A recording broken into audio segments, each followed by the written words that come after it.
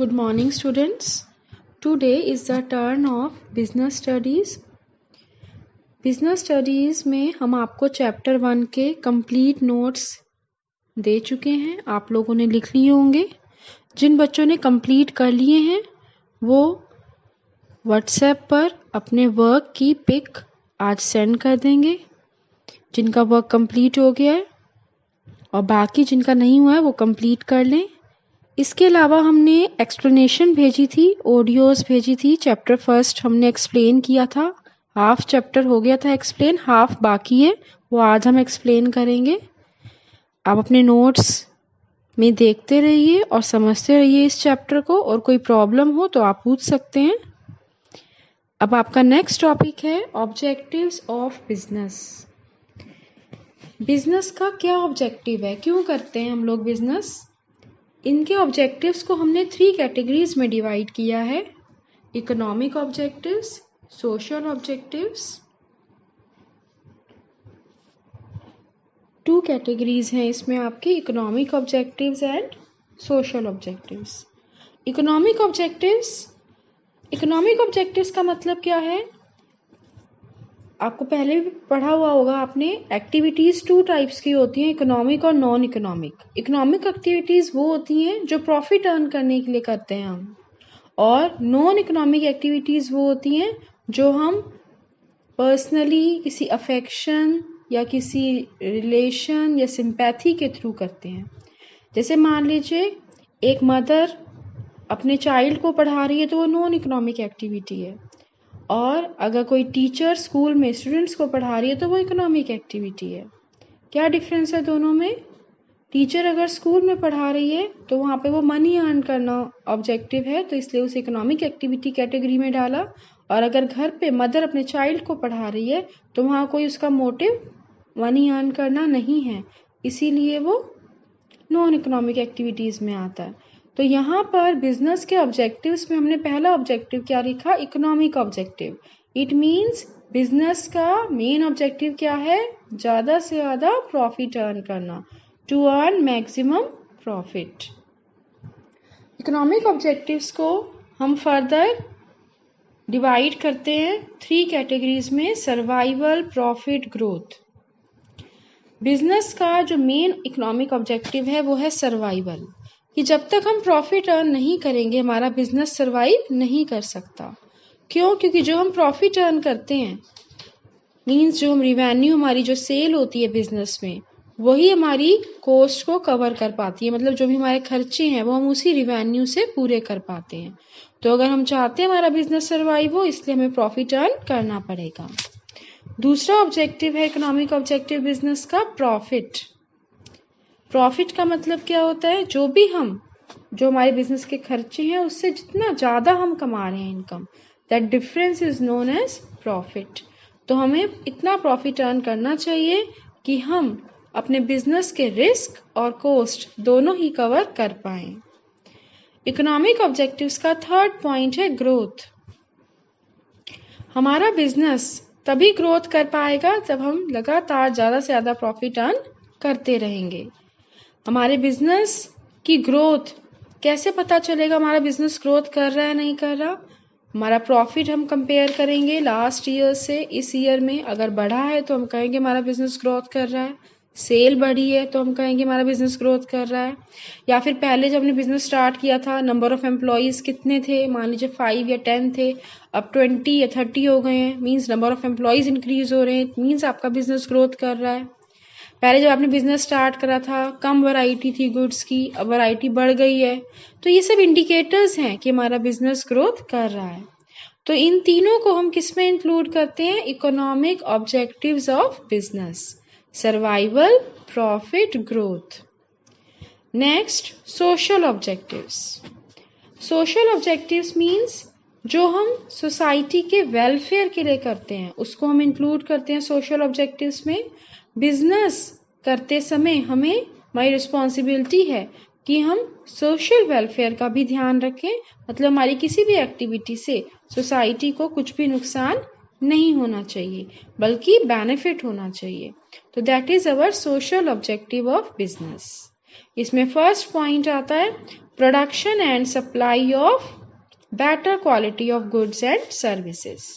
ये जो हम गुड्स प्रोड्यूस कर रहे हैं या सप्लाई कर रहे हैं अपने कस्टमर्स को, उनकी क्वालिटी अच्छी होनी चाहिए। अकॉर्डिंग टू गवर्नमेंट पॉलिसी हमें चलना चाहिए। इस तरह की टेक्नोलॉजी यूज़ करनी चाहिए जो इको फ्रेंडली हो। तो ये सब किस में आते हैं? Production and supply of quality goods and services.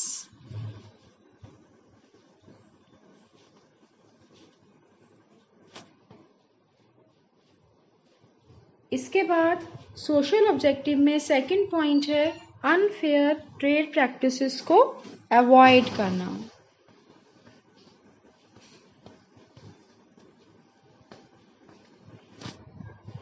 Unfair trade practices means black marketing, hoarding, misleading advertisements, food adulteration, ये सब चीज़ें हमें नहीं करनी चाहिए। ये भी हमारा क्या है? Social objective. Next social objective क्या है? जनरेशन ऑफ एम्प्लॉयमेंट, कि हम अपनी सोसाइटी में एम्प्लॉयमेंट अपॉर्चुनिटीज जनरेट करते हैं। This is our next social objective of business. इसके बाद नेक्स्ट टॉपिक आता है आपके नोट्स में role of profit in business.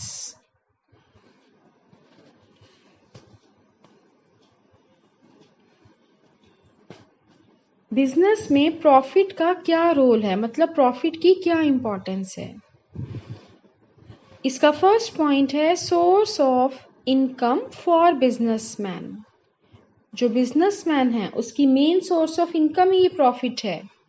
इसी से उसका घर चलता है, इसी से वो अपनी सारी ज़रूरतें पूरी करता है। फूड, क्लोथिंग, शेल्टर, जो बेसिक नीड्स हैं हर एक ह्यूमन बीइंग की, बिजनेसमैन की, वो इसी प्रॉफिट से पूरी होती हैं। तो main source of income businessman के लिए प्रॉफिट ही है। नेक्स्ट, क्या इंपॉर्टेंस है बिजनेस की? बिजनेस में प्रॉफिट की source of fund for expansion. अगर हम अपने बिजनेस को आगे एक्सपेंड करना चाहते हैं, आगे बढ़ाना चाहते हैं, तो भी हमें क्या चाहिए बिजनेस से? प्रॉफिट। जितना हम प्रॉफिट कमाएंगे उतना ही हमारा बिजनेस आगे ग्रोथ करेगा, बढ़ेगा, एक्सपेंड होगा। इसके बाद नेक्स्ट रोल क्या है प्रॉफिट का बिजनेस में? Increasing efficiency. अगर हम ज़्यादा से ज़्यादा प्रॉफिट अर्न करते हैं तो इससे क्या होता है? हम एम्प्लॉयज़ को ज़्यादा सैलरी वगैरह दे पाते हैं, जिससे हम एम्प्लॉयज़ को ज़्यादा फैसिलिटीज़ प्रोवाइड कर पाते हैं, जिससे एम्प्लॉयज़ खुश होकर हमारे यहाँ पे वर्क करते हैं। तो इससे उनकी एफिशिएंसी भी इंक्रीज होती है। Next, for building goodwill Prestige in the society. Society में हमारी कंपनी की अच्छी गुडविल होगी अगर हमारी कंपनी लगातार अच्छे प्रॉफिट अर्न करती रहेगी। हम अच्छे अपने शेयर होल्डर्स को अच्छा डिविडेंड दे पाएंगे। इससे सोसाइटी में अच्छी इमेज होगी हमारी ऑर्गेनाइजेशन की। और नेक्स्ट क्या है बिजनेस में प्रॉफिट की इम्पोर्टेंस? कि हमारे बिजनेस में अगर हम प्रॉफिट अच्छा अर्न करते हैं तभी हम बिजनेस की कॉस्ट भी कवर कर पाते हैं और रिस्क भी। जितने खर्चे हैं वो भी पूरे हो पाते हैं और जो भी रिस्क है बिजनेस में वो भी हम तभी कवर कर पाते हैं जब हम प्रॉफिट अर्न करते हैं। इसके बाद नेक्स्ट टॉपिक है बिजनेस रिस्क। बिजनेस रिस्क का क्या मतलब है? हर एक बिजनेस में कुछ ना कुछ रिस्क प्रेजेंट होता है, क्योंकि जब भी हम बिजनेस स्टार्ट करते हैं पता नहीं होता कि हम प्रॉफिट अर्न करेंगे या लॉस। तो ये क्या है? ये बिजनेस रिस्क कहलाता है। मतलब एक अनसर्टेनिटी, एक अनिश्चितता, अनएक्सपेक्टेड, कि प्रॉफिट भी हो सकता है, लॉस भी हो सकता है। ये है बिजनेस रिस्क और ये हर एक बिजनेस में प्रेजेंट होता है। बिजनेस रिस्क के क्या टाइप्स हैं? Speculative and pure risk. Speculative risk का मतलब क्या होता है? जो स्पेक्युलेटिव रिस्क होते हैं जो अचानक से कभी भी आ जाते हैं बिजनेस में, जैसे एकदम से फैशन में चेंज हो गया, प्राइस में चेंज हो गया, डिमांड में चेंज हो गया, इन्हें स्पेकुलेटिव रिस्क बोलते हैं। स्पेकुलेटिव मीन्स फ्लक्चुएटिंग, चेंजेस फटाफट होते रहते हैं इकोनॉमी में। और दूसरे रिस्क होते हैं इंश्योरेबल और अनइंश्योरेबल रिस्क। इंश्योरेबल रिस्क मतलब जो हम इंश्योरेंस करा के कवर करवा सकते हैं, जैसे रिस्क ऑफ फायर है, फायर इंश्योरेंस करा ली हमने। रिस्क ऑफ थेफ्ट है, इंश्योरेंस करा ली, इंश्योरेंस कंपनी ने जो भी रिस्क हुआ वो हमारा कवर करवा दिया। तो यहाँ पर हमारा कुछ रिस्क कवर हो जाता है थ्रू इंश्योरेंस, इसलिए उन्हें इंश्योरेबल रिस्क कहते हैं। अनइंश्योरेबल रिस्क होते हैं जो रिस्क तो है बिजनेस में बट उनकी इंश्योरेंस हम नहीं करा सकते, जैसे गवर्नमेंट पॉलिसीज में चेंजेस होना। इसके बाद नेक्स्ट टॉपिक है आपका nature of business risk. Business risk का क्या नेचर है? नंबर 1, ये अराइज होते हैं ड्यू टू अनसर्टेनिटीज। बिजनेस में रिस्क क्यों अराइज होता है? अनसर्टेनिटीज की वजह से। अनसर्टेनिटीज मीन्स कि कभी भी कुछ भी हो सकता है। जैसे मान लीजिए नेचुरल कैलामिटीज हैं, अर्थक्वेक है, फ्लड है, इस तरह से कुछ भी अनसर्टी, जैसे अब ये कोरोना वायरस आ गया, ये भी एक तरह से क्या है? अनसर्टनिटी है, कभी भी कुछ भी हो सकता है। डिमांड में चेंज आना, प्राइस में चेंज आना, फैशन में चेंज आना, ये सब किस में आते हैं? अनसर्टनिटीज में। इसके कारण बिजनेस में रिस्क होता है। सेकंड, क्या है बिजनेस रिस्क का नेचर? कि ये असेंशियल पार्ट है हर एक बिजनेस का। हर एक बिजनेस में रिस्क प्रेजेंट होता है, किसी में कम किसी में ज़्यादा, बट रिस्क हर एक बिजनेस में प्रेजेंट होता है। थर्ड फीचर इज, रिस्क किस पे डिपेंड होता है? बिजनेस के नेचर पे और उसके साइज पे। अगर लार्ज साइज बिजनेस होगा, लार्ज स्केल पे बिजनेस होगा तो रिस्क भी ज़्यादा होगा। अगर स्मॉल स्केल पे है आपका बिजनेस तो रिस्क भी कम होगा। बिजनेस का नेचर भी डिपेंड करता है रिस्क पर, कि बिजनेस का रिस्क जो है उसका नेचर पे भी डिपेंड करता है कि किस तरह का बिजनेस है आपका। अगर आप फैशनेबल आइटम्स में डील कर रहे हैं तो बिजनेस में रिस्क भी ज़्यादा है, और अगर आप नेसेसरी गुड्स में डील कर रहे हैं तो रिस्क भी कम है। और लास्ट नेचर क्या है बिजनेस रिस्क का? कि इसका रिवार्ड मिलता है हमें प्रॉफिट। अगर हम रिस्क उठाएंगे तो हम प्रॉफिट अर्न करेंगे, अगर हम रिस्क नहीं उठाएंगे तो हम प्रॉफिट भी अर्न नहीं कर पाएंगे। तो जितना ज़्यादा हम रिस्क उठाते हैं उतना ज़्यादा हमारे चांसेस प्रॉफिट के भी बढ़ जाते हैं। तो no risk no gain, higher the risk higher is the chances of profit. तो एक एंटरप्रेन्योर, एक बिजनेसमैन रिस्क उठाता है, उसका रिवार्ड उसे क्या मिलता है? प्रॉफिट। इसके बाद नेक्स्ट टॉपिक है इसमें causes of business risk. Business risk के क्या कॉजेज हैं? फर्स्ट, नेचुरल कॉज, जैसे नेचुरल कैलामिटीज होती हैं, नेचर से जो रिस्क होते हैं, जैसे आपको समझाया फ्लड, अर्थक्वेक, ये सब चीज़ें। एक होते हैं ह्यूमन कॉजेज, जैसे मान लीजिए लेबर ने स्ट्राइक कर दी, या कुछ जैसे थेफ्ट वगैरह हो गया, चोरी हो गई, या किसी की केयरलेसनेस की वजह से, या किसी की डिसऑनेस्टी की वजह से आपको कुछ भी लॉस हो रहा है बिजनेस में, तो ये ह्यूमन कॉजेज हो गए। इकोनॉमिक कॉजेज मतलब इकोनॉमिक कंडीशंस में चेंजेस आना, जैसे गुड्स के डिमांड में चेंज आना, प्राइस में चेंज आना, मार्केट में कंपटीशन का बढ़ जाना, या गवर्नमेंट ने टैक्स रेट हाई कर दिए, ये सब चीज़ें इकोनॉमिक कॉजेज में आते हैं। इसकी वजह से भी बिजनेस में रिस्क होता है। इसके अलावा और भी कॉजेज होते हैं, जैसे पॉलिटिकल डिस्टर्बेंसेस हैं, एक्सचेंज रेट जो हम कहते हैं फॉरेन कंट्रीज से जो करेंसी में चेंजेस होते हैं उसकी वजह से बिजनेस में रिस्क होता है। ये सब अदर कॉजेज में आते हैं। तो ये सब आपका बिजनेस रिस्क टॉपिक था, इसके टाइप्स, नेचर और कॉजेज। इसके बाद नेक्स्ट टॉपिक है आपका इंडस्ट्री। इंडस्ट्री आपकी 3 टाइप्स की होती है, प्राइमरी इंडस्ट्री, सेकेंडरी इंडस्ट्री और tertiary industry. Primary industry 2 types की है, एक्सट्रैक्टिव और genetic. First of all, industry का मतलब क्या है? इंडस्ट्री भी एक इकोनॉमिक एक्टिविटी है। यहाँ पर हम रॉ मटेरियल्स को कन्वर्ट करते हैं फिनिश गुड्स में। अब इंडस्ट्रीज को हमने 3 कैटेगरीज में डिवाइड किया। प्राइमरी इंडस्ट्रीज कौन सी हो गई? जो हमारी किससे कंसर्न्ड है, नेचुरल रिसोर्सेज से, जिसमें हम नेचुरल रिसोर्सेज से कुछ भी एक्सट्रैक्ट करते हैं, प्रोड्यूस करते हैं, डेवलप करते हैं प्लांट्स, एनिमल्स से, तो वो सब किस में आ जाती हैं, प्राइमरी इंडस्ट्रीज। इसको फर्दर हम 2 कैटेगरीज में डिवाइड करते हैं, extractive and genetic. Extractive industries कौन सी होती हैं, जैसे आपकी फार्मिंग है, माइनिंग है, फिशिंग है, ये सब एक्सट्रैक्टिव इंडस्ट्रीज हैं। क्यों? क्योंकि इसमें हम नेचुरल रिसोर्स जो है उससे एक्सट्रैक्ट कर रहे हैं बेसिक रॉ मटेरियल्स को, जो हम किसको देंगे आगे, मैन्युफैक्चरिंग सेकेंडरी इंडस्ट्रीज को as a raw material provide करेंगे। तो इसको हम एक्सट्रैक्टिव इंडस्ट्रीज कहते हैं। इसके बाद आता है जेनेटिक इंडस्ट्रीज। जेनेटिक इंडस्ट्रीज में क्या क्या आता है, poultry farming, breeding, nursery, cattle rearing, ये सब किस में आता है, जेनेटिक इंडस्ट्रीज में।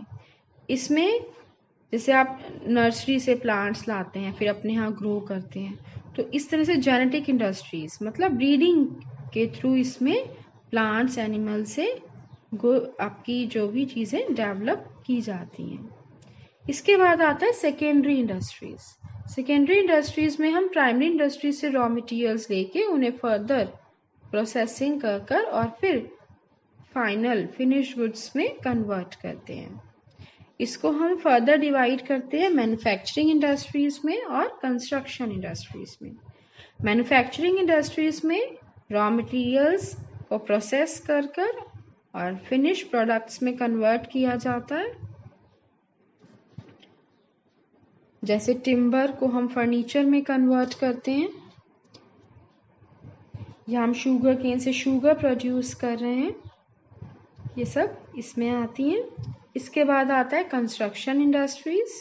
कंस्ट्रक्शन इंडस्ट्रीज में क्या आता है, construction of buildings, dams, bridges, roads, canals, ये सब कंस्ट्रक्शन इंडस्ट्री में आता है। इसमें हम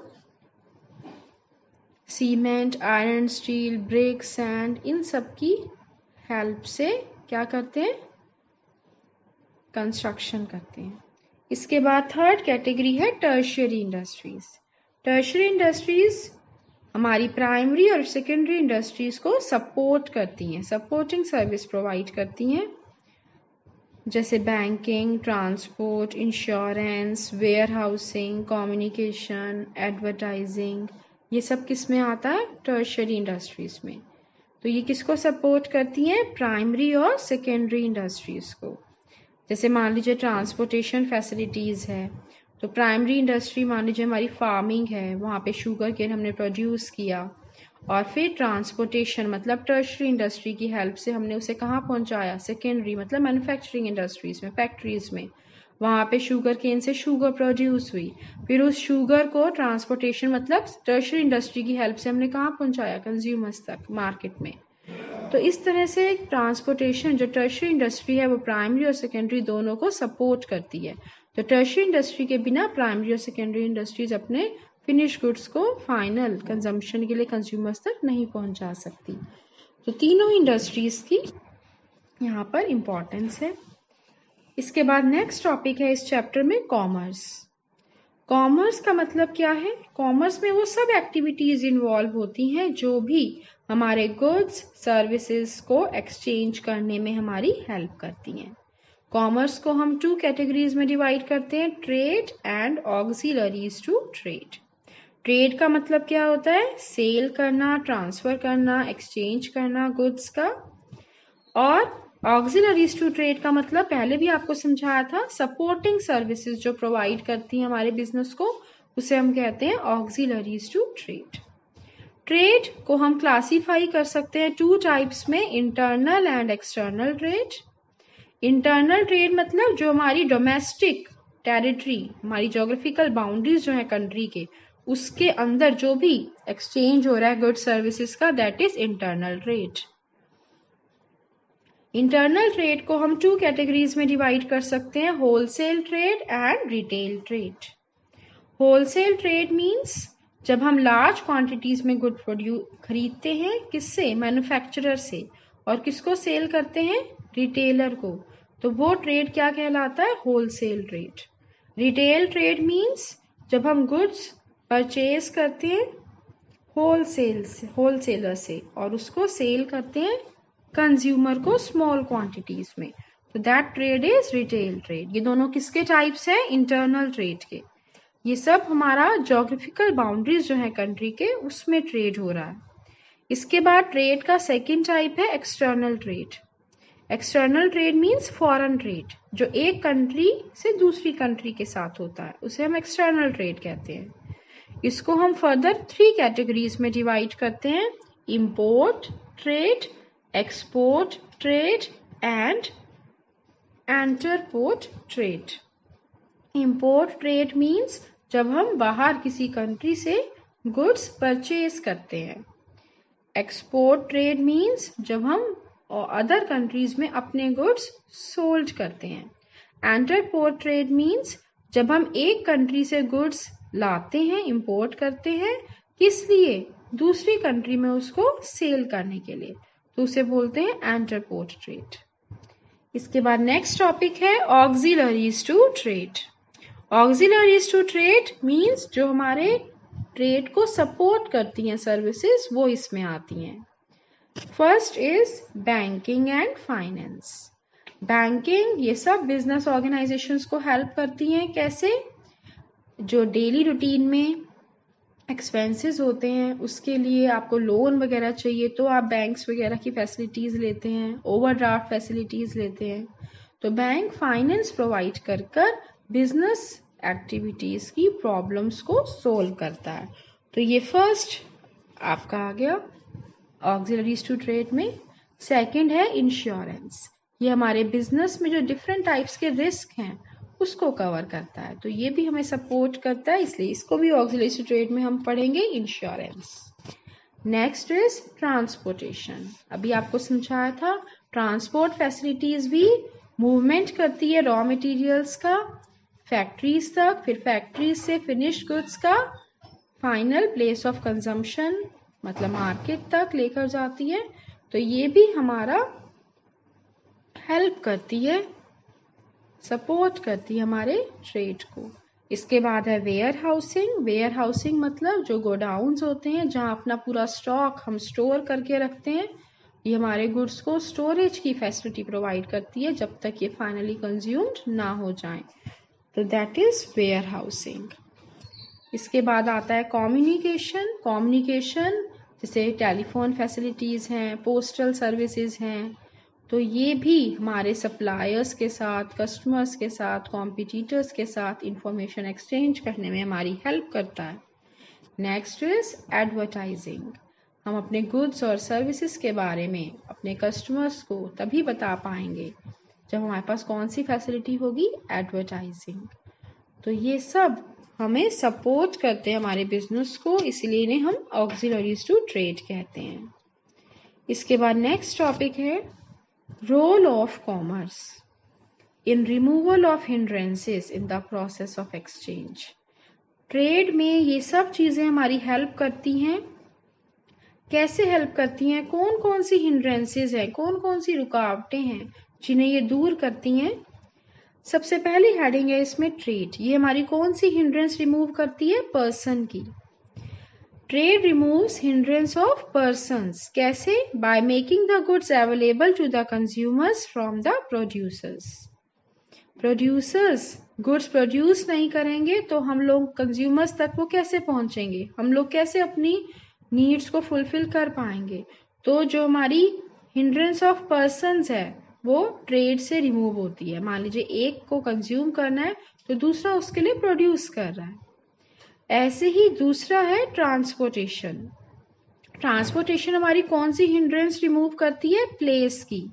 कि एक जगह मान लीजिए गुड्स प्रोड्यूस हो रहे हैं तो जिस जगह वो सेल होंगे वहां तक पहुंचाएगा कौन? Transportation facility. तो ये प्लेस की हिंड्रेंस रिमूव करती है। थर्ड है स्टोरेज वेयर हाउसिंग फैसिलिटी। ये हमारी कौन सी हिंड्रेंस रिमूव करती है? टाइम की, कि जिस समय हमें गुड्स चाहिए उस समय अवेलेबल करवा देती है, क्योंकि स्टोर में बने हुए पड़े रहते हैं स्टॉक, और जब हमारी डिमांड होती है उसी समय हमें वहाँ से गुड्स उठाकर दे दिए जाते हैं, तो टाइम हमारा बचता है। तो ये हमारे टाइम की हिंड्रेंस रिमूव करती है।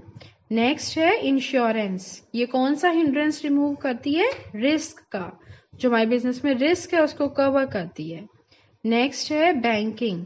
ये कौन सी प्रॉब्लम सॉल्व करती है? हमारी फाइनेंस की। बिजनेस में जब भी फाइनेंस की प्रॉब्लम आती है तो हम बैंकिंग या फाइनेंसिंग इंस्टीट्यूशंस में जाके उसको सॉल्व कर सकते हैं by taking loans etcetera. Last is advertising. ये हमारी कौन सी हिंड्रेंस रिमूव कर रही है? इंफॉर्मेशन की। हमें अपने प्रोडक्ट जो भी परचेज करने हैं उसके बारे में कोई भी इंफॉर्मेशन चाहिए तो हम एडवर्टाइजिंग की हेल्प लेते हैं। तो कॉमर्स का क्या रोल है? ये हमारी ये सब प्रॉब्लम्स सॉल्व करता है। Now your first chapter is complete.